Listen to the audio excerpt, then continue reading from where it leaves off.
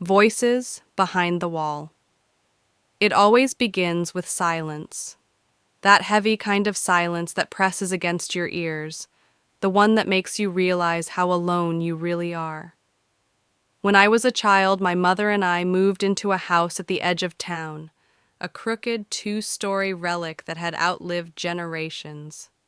It smelled faintly of dust and something metallic, like rust mixed with old wood.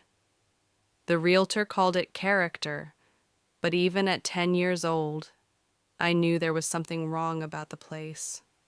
The corridor upstairs was the worst part, long and narrow, with wallpaper so faded it looked like bruised skin.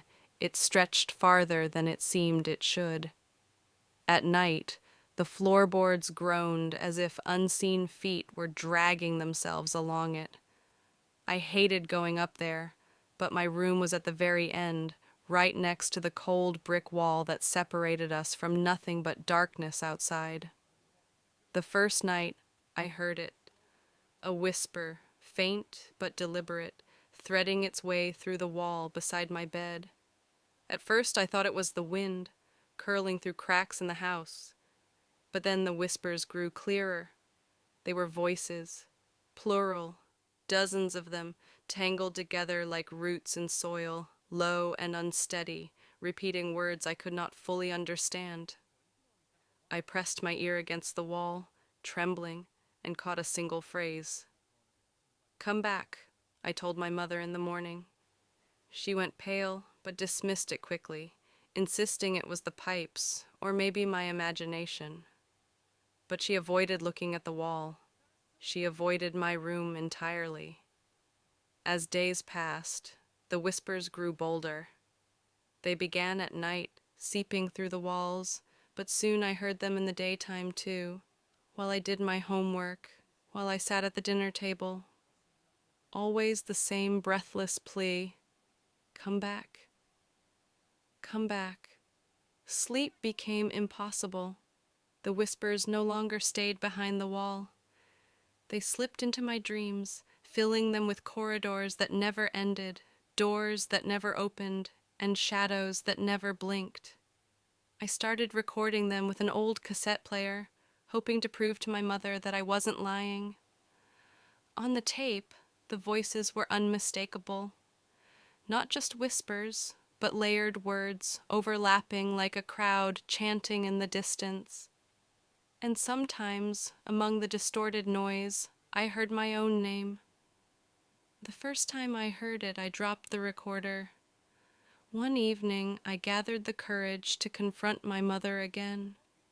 She sat at the kitchen table, staring at a box of photographs she had unearthed from the basement. When I told her about the tape, she went rigid. Slowly, she pushed one of the photographs toward me. It showed a group of people standing in front of the house, our house. Their faces were blurred, not by damage but by motion, as though they were shifting when the picture was taken. Scrawled on the back, in faded ink, was a message: "We are still here." September 12th, 1995. That was the day I was born. My mother's hands shook as she shoved the box away. "Don't ever go looking in the walls," she whispered. "Promise me." But I couldn't promise. Not after what I had heard. The breaking point came weeks later. I woke to footsteps in my room. The kind of deliberate, heavy footsteps that sink into the floorboards. My body froze. My eyes strained against the dark. In the corner, a figure stood, tall, faceless, its outline trembling as if barely contained by the shadows around it. And from within its form came the whispers, dozens of them, all speaking at once, filling my skull until I thought it would split. I wanted to scream, but the sound caught in my throat.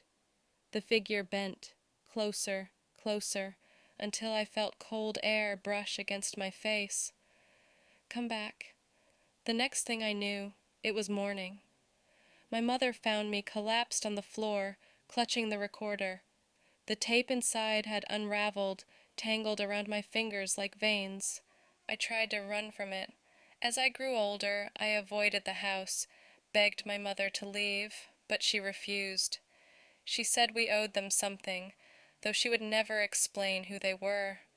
The whispers followed me, even when I stayed with friends, lingering in the quiet between words, in the static of televisions, in the hum of empty rooms. Years later, after my mother passed away, I returned to the house one last time. I told myself it was to sell it, to get rid of it forever. But deep down, I knew why I came back. The whispers greeted me as soon as I stepped inside. Stronger now, clearer. They didn't ask me to come back anymore. They said something new. You never left. The photographs were still in the basement. Only now, the newest one was of me, standing in the upstairs corridor, my face blurred, shifting, as though I had been part of them all along. And when I turned, I realized the whispers weren't behind the wall anymore. They were inside me, moving my lips, speaking with my tongue.